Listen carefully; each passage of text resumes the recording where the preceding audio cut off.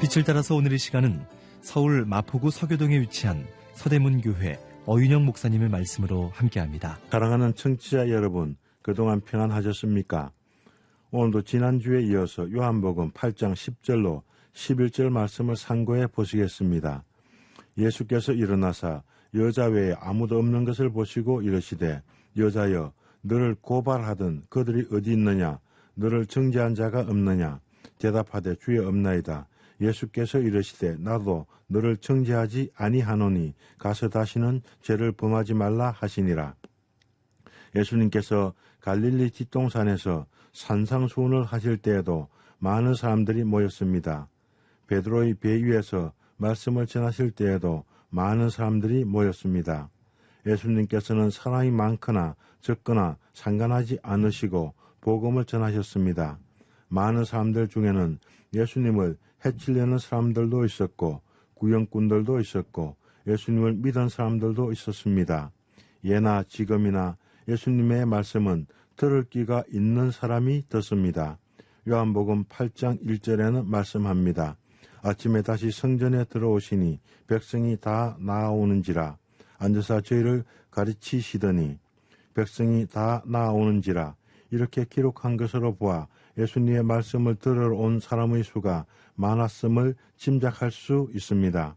많은 사람들이 서기관들과 바리새인들의 질문과 예수님의 말씀을 들었습니다.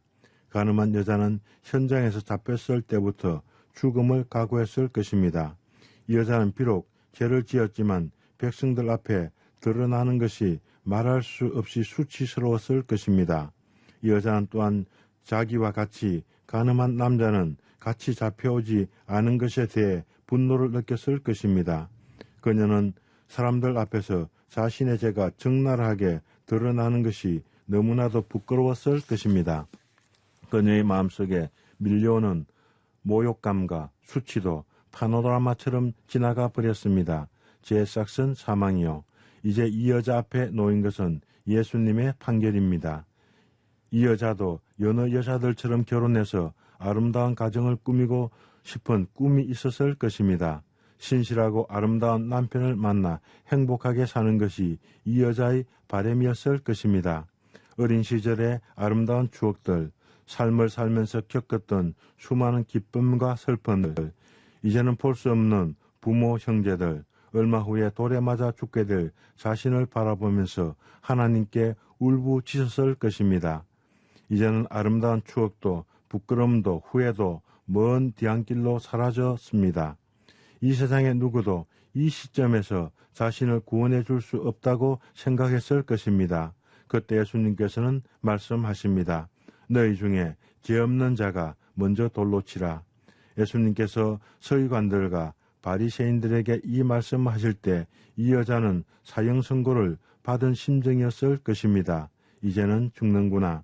눈을 지그시 감고 날아오는 돌들을 맞을 준비를 했을 것입니다. 예수님은 다시 몸을 굽히시고 손가락으로 글을 쓰십니다.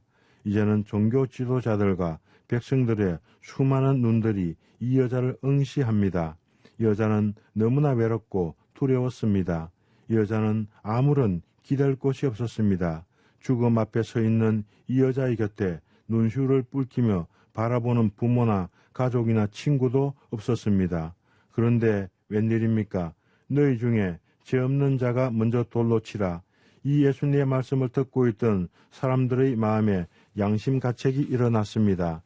이 여자에게 돌로 쳐서 죽이려고 했던 사람들, 죽어서 마땅하다고 동조했던 사람들, 이 일이 어떻게 되나 호기심으로 바라보던 사람들의 마음에 동요가 일어나기 시작합니다.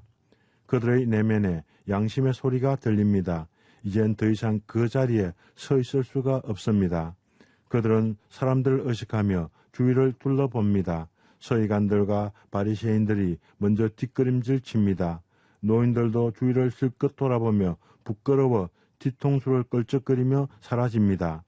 젊은 사람들은 어른들에 비해서 상대적으로 죄를 적게 지었습니다. 그들의 심장도 뛰었습니다. 마지막까지 남아있던 사람들도 누가 볼세라 총총 걸음으로 사라집니다. 이제는 사람들의 발자국 소리도 멎었습니다. 그 넓은 성전들에 이 여자만 홀로 서 있습니다. 이때 예수님께서도 일어나셨습니다. 여자 외에 아무것도 없는 것을 보시고 말씀하십니다. 여자여, 너를 고발하던 그들이 어디 있느냐? 너를 정죄한 자가 없느냐? 서기관들과 바리새인들이 예수님을 시험하려고 이 여자를 끌고 왔습니다. 그들은 예수님을 넘어뜨리는데 이 여자를 미끼로 삼았습니다. 그들은 이 여자의 죄와 고통과 죽음에는 아무런 관심이 없었습니다. 이런 악한 서기관들과 바리새인들의 마음을 여호와께서는 에스겔서 34장 9절로 11절에 말씀하고 계십니다. 그러므로 너희 목자들아 여호와의 말씀을 들을지어다. 주 여호와께서 이같이 말씀하시되 내가 목자들을 대적하여 내 양들을 그들의 손에서 찾으리니 목자들이 양을 먹이지 못할 뿐 아니라 그들이 다시는 자기도 먹이지 못할지라. 내가 내 양을 그들의 입에서 건져내어 다시는 그 먹이가 되지 아니하게 하리라. 주 여호와께서 이같이 말씀하셨느니라. 나 곧 내가 내 양을 찾고 찾되 목자가 양 가운데 있는 날에 양이 흩어졌으면 그 때를 찾는 것 같이 내가 내 양을 찾아서 흐리고 캄캄한 날에 그 흩어진 모든 곳에서 그것들을 건져낼지라. 그들에게는 그 여자에 대한 동정심이 전혀 없었습니다. 그들은 율법을 지킨다는 미명 아래 그 여자를 정죄하고 예수님을 죽이고 멸망시키려고 합니다. 예수님께서는 이스라엘의 참된 목자가 되십니다.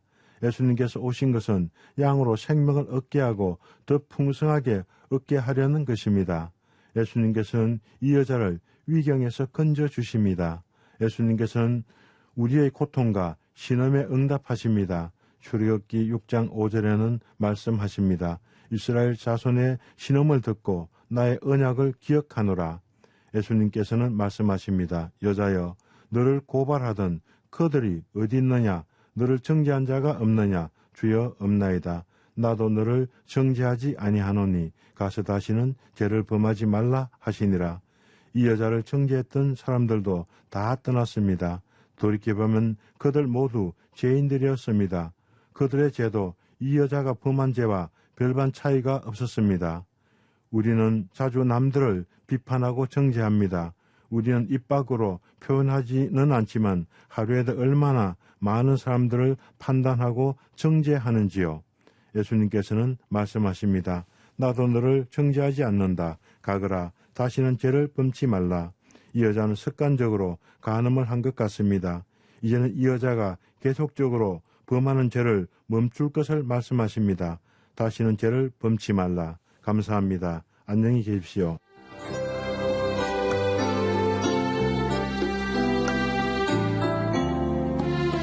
지금까지 서울 마포구 서교동에 위치한 서대문 교회 어윤영 목사님의 말씀으로 함께했습니다.